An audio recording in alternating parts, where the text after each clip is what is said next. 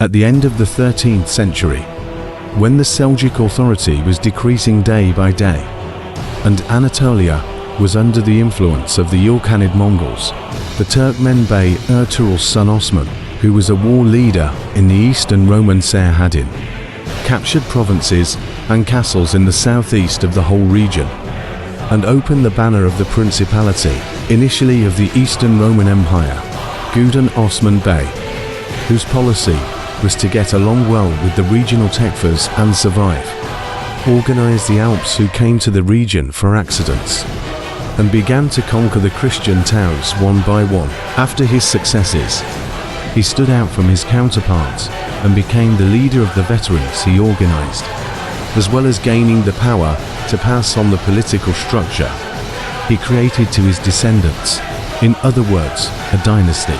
You can watch the production about Osman Bey's conquests by clicking on the card on the top right. When Orhan Bey took over the principality in 1324, he was at the peak of maturity in his 40s. He had already been going on raids with veterans for many years, and was actually managing military affairs. That is why it was not difficult for him to accept his principality. Orhan was different from his father, while Osman Bey was a skillful Turkmen lord, who gathered the veterans around him and came to his senses against the Eastern Empire.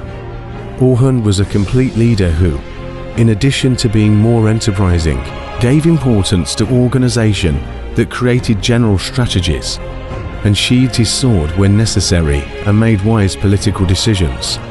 In the 20 years after 1305, like other principalities, the Ottomans, like other principalities, slowed down their conquest movements. There were many reasons for this, but the most general one was that, after the complete disappearance of the Seljuks, the Ilkhanate in Iran sent governors directly to govern Anatolia, another reason for the slowdown in expansion. In the case of the Ottoman Principality was the borders of the Ottoman Empire. The Turks were based on Eastern Rome, or in other words Byzantium, on Nicaea and Nicomedia. Prosa and Nika had been under siege for almost 20 years. They could not be conquered with horsemen capable of plundering.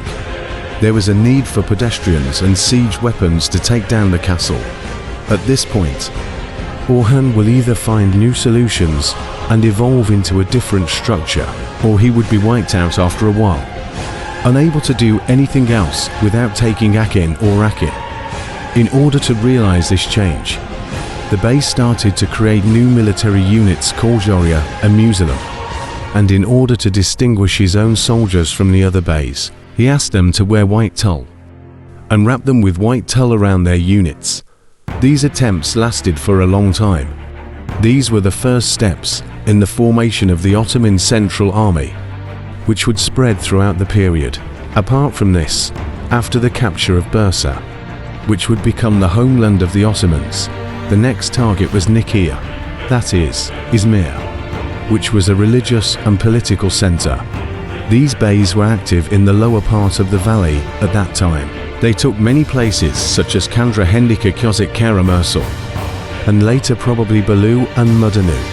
In 1328, the Eastern Roman center, Constantinople, was not in a position to react to the territorial losses. The third Andronikos were in a fight for the throne. They were busy eating each other. The attacks of the Serbs and Bulgarians in the Balkans constituted a separate problem. The three Andronikos, who eliminated their grandfather in 1328, decided to go on a campaign against the Turks without wasting any time. The first thing they did was to cross the Pegori and make an alliance with the ruler Demirhan. Don't forget to like and subscribe for the continuation of the video.